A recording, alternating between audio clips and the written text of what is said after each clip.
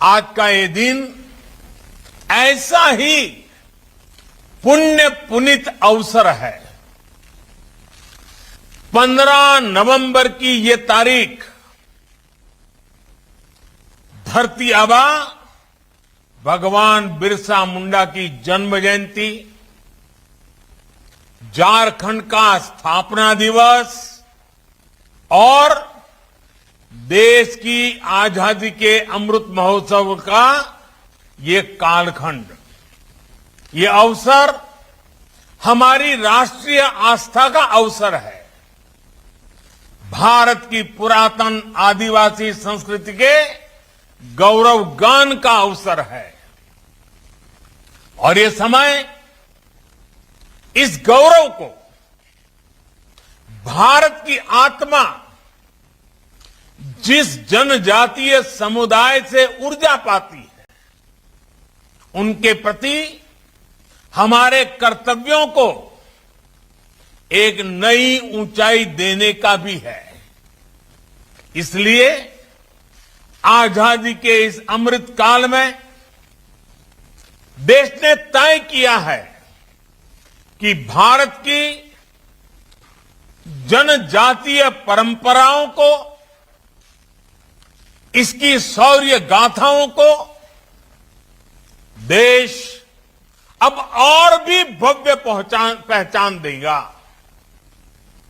इसी क्रम में ये ऐतिहासिक फैसला लिया गया है कि आज से हर वर्ष देश 15 नवंबर यानी भगवान बिरसा मुंडा के जन्म दिवस को जनजातीय गौरव दिवस के रूप में मनाएगा। इन आड़ी गौरव इन बुझावे दाजे अबोई सरकार भगवान बिरसा मुंडा हाक जाना महा 15 नवंबर हिलोक जनजाति गौरव दिवस लेखाते घोषणा के दाय। मैं देश के इस निर्णय को भगवान बिरसा मुंडा और हमारे कोटि कोटि आदिवासी स्वतंत्रता सेनानियों, वीर वीरांगनाओं के चरणों में आज श्रद्धापूर्वक अर्पित करता हूं। इस अवसर पर मैं सभी झारखंड वासियों को, देश के कोने कोने में सभी आदिवासी भाइयों बहनों और हमारे देशवासियों को अनेक अनेक बधाई देता हूं, हार्दिक बधाई देता हूं। मैंने अपने जीवन का बहुत बड़ा हिस्सा अपने आदिवासी जनजातीय भाई बहनों, आदिवासी बच्चों के साथ बिताया है। मैं उनके सुख दुख, उनकी दिनचर्या, उनकी जिंदगी की हर छोटी बड़ी जरूरत का साक्षी रहा हूं, उनका अपना रहा हूं। इसलिए आज का दिन मेरे लिए व्यक्तिगत रूप से भी बहुत भावुक, बड़ी भावना की एक प्रकार से प्रकटीकरण का भावुक कर देने वाला है। साथियों, आज के ही दिन हमारे श्रद्धेय अटल बिहारी वाजपेयी जी की दृढ़ इच्छा शक्ति के कारण झारखंड राज्य भी अस्तित्व में आया था। ये अटल बिहारी वाजपेयी ही थे जिन्होंने देश की सरकार में सबसे पहले अलग आदिवासी मंत्रालय का गठन कर आदिवासी हितों को देश की नीतियों से जोड़ा था। झारखंड स्थापना दिवस के इस अवसर पर मैं श्रद्धेय अटल जी के चरणों में नमन करते हुए उन्हें भी अपनी श्रद्धांजलि देता हूं। साथियों, आज इस महत्वपूर्ण अवसर पर देश का पहला जनजातीय स्वतंत्रता सेनानी म्यूजियम देशवासियों के लिए समर्पित हो रहा है। भारत की पहचान और भारत की आजादी के लिए लड़ते हुए भगवान बिरसा मुंडा ने अपने आखिरी दिन रांची की इसी जेल में बिताए थे, जहां भगवान बिरसा के चरण पड़े हो, जो भूमि उनके तप, त्याग और शौर्य की साक्षी बनी हो, वो हम सबके लिए एक तरह से पवित्र तीर्थ है। कुछ समय पहले मैंने जनजातीय समाज के इतिहास और स्वाधीनता संग्राम में उनके योगदान को संजोने के लिए देश भर में आदिवासी म्यूजियम की स्थापना का आह्वान किया था। इसके लिए केंद्र सरकार और सभी राज्य सरकारें मिलकर काम कर रही है। मुझे खुशी है कि आज आदिवासी संस्कृति से समृद्ध झारखंड में पहला आदिवासी म्यूजियम अस्तित्व में आया है। मैं भगवान बिरसा मुंडा स्मृति उद्यान सह स्वतंत्रता सेनानी संग्रहालय के लिए पूरे देश के जनजातीय समाज, भारत के प्रत्येक नागरिक को बधाई देता हूं। ये संग्रहालय स्वाधीनता संग्राम में आदिवासी नायक नायिकाओं के योगदान का, विविधताओं से भरी हमारी आदिवासी संस्कृति का जीवंत अधिष्ठान बनेगा। इस संग्रहालय में सिद्धू कान्हू से लेकर पोटोहो तक, तेलंगा खड़िया से लेकर गया मुंडा तक, जतरा टाना भगत से लेकर दीवा किसुन तक अनेक जनजातीय वीरों की प्रतिमाएं यहां है ही। उनकी जीवन गाथा के बारे में भी विस्तार से बताया गया है। साथियों, इसके अलावा देश के अलग अलग राज्यों में ऐसे ही 9 और म्यूजियम पर तेजी से काम हो रहा है। बहुत जल्द गुजरात के राजपीपला में, आंध्र प्रदेश के लांबा सिंगी में, छत्तीसगढ़ के रायपुर में, केरला के कोझिकोड में, मध्य प्रदेश के छिंदवाड़ा में, तेलंगाना के हैदराबाद में, मणिपुर के तामेंगलोंग में, मिजोरम के केलसी में, गोवा के पोंडा में हम इन म्यूजियम को साकार स्वरूप देते हुए हम अपनी आंखों से देखेंगे। इन म्यूजियम से न केवल देश की नई पीढ़ी आदिवासी इतिहास के गौरव से परिचित होगी, बल्कि इनसे इन क्षेत्रों में पर्यटन को भी नई गति मिलेगी।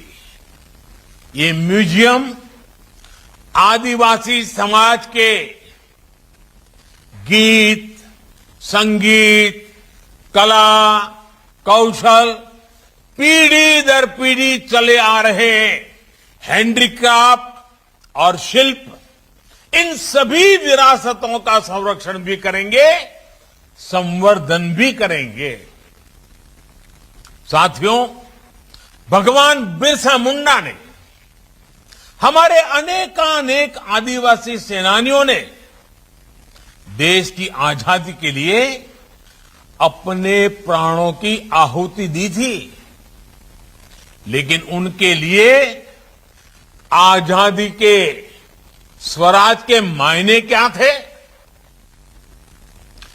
भारत की सत्ता, भारत के निर्णय लेने की अधिकार शक्ति भारत के लोगों के पास आए, ये स्वाधीनता संग्राम का एक स्वाभाविक लक्ष्य था। लेकिन साथ ही धरती आबा की लड़ाई उस सोच के खिलाफ भी थी जो भारत की आदिवासी समाज की पहचान को मिटाना चाहती थी। आधुनिकता के नाम पर विविधता पर हमला,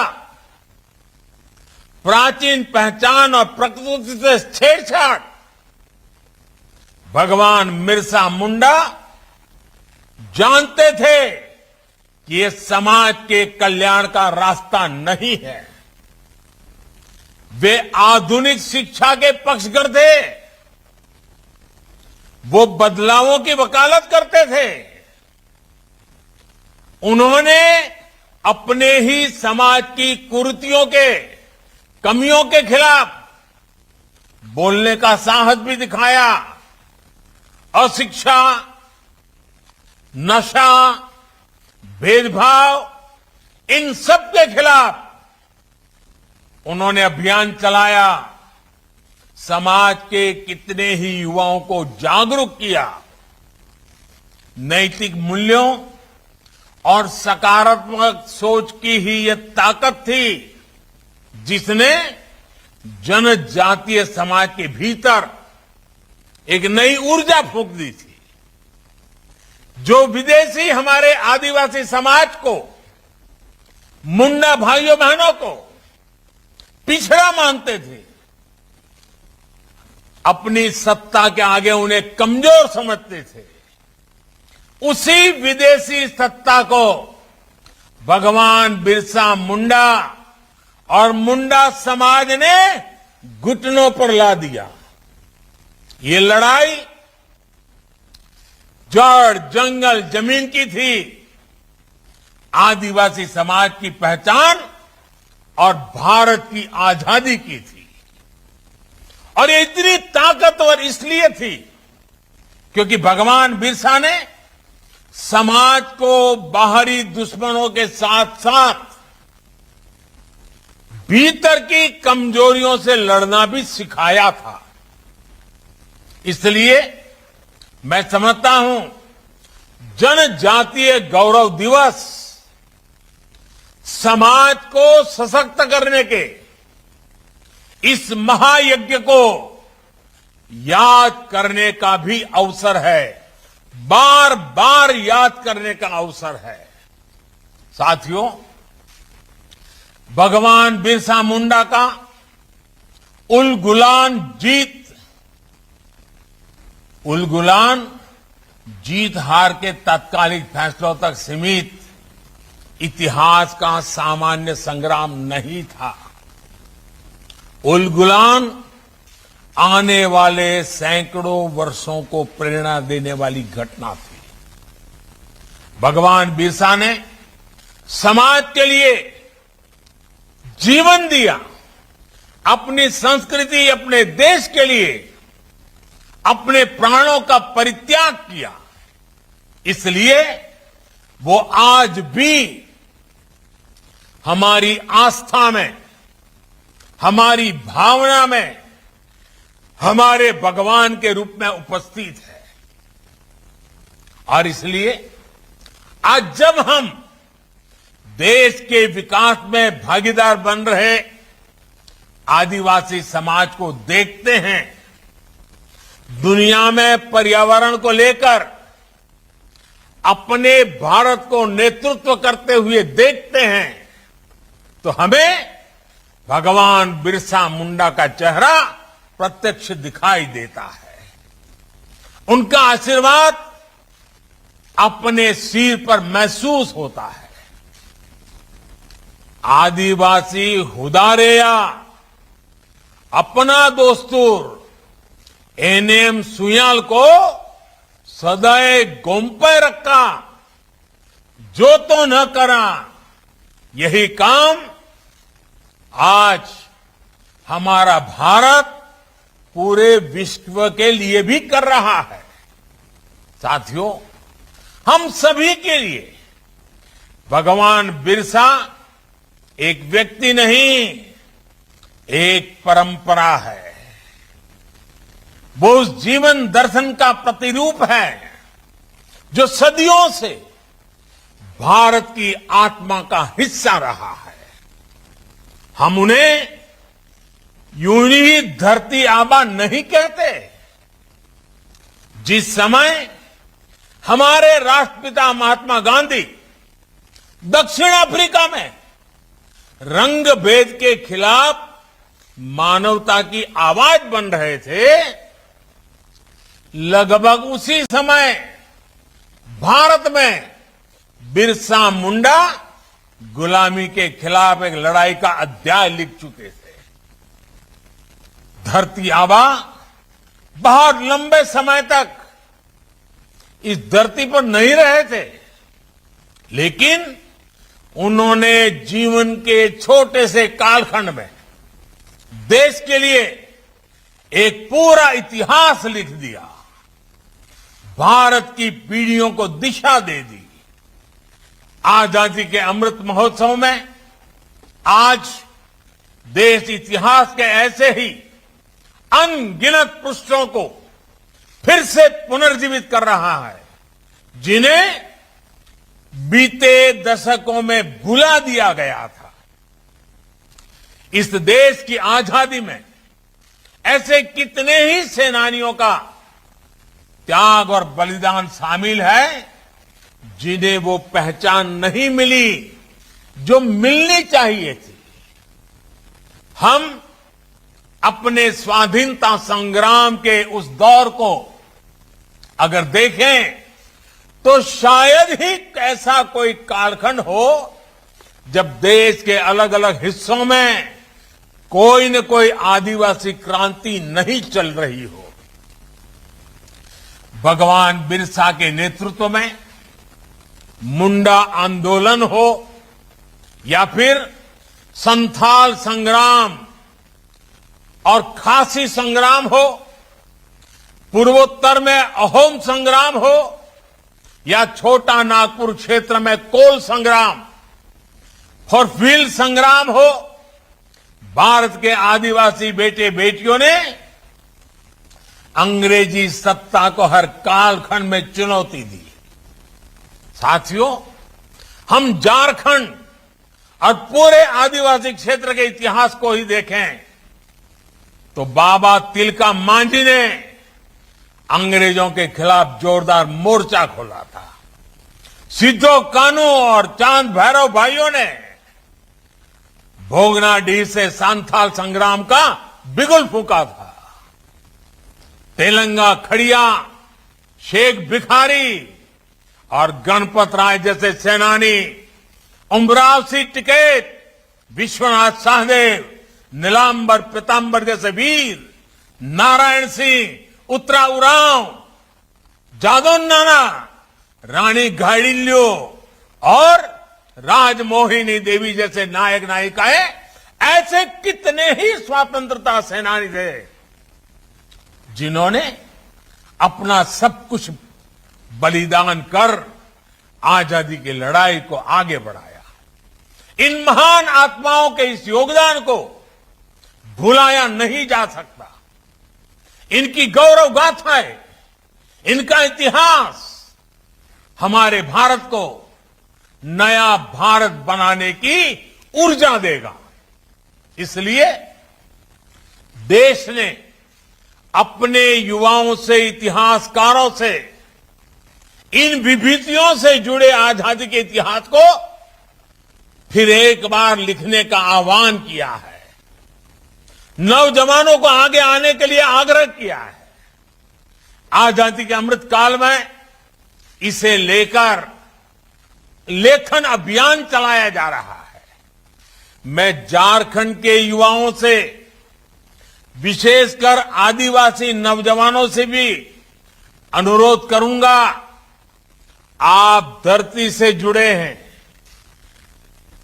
आप न केवल इस मिट्टी के इतिहास को पढ़ते हैं, बल्कि देखते, सुनते और इसे जीते भी आए हैं। इसलिए देश के इस संकल्प की जिम्मेदारी आप भी अपने हाथों में लीजिए।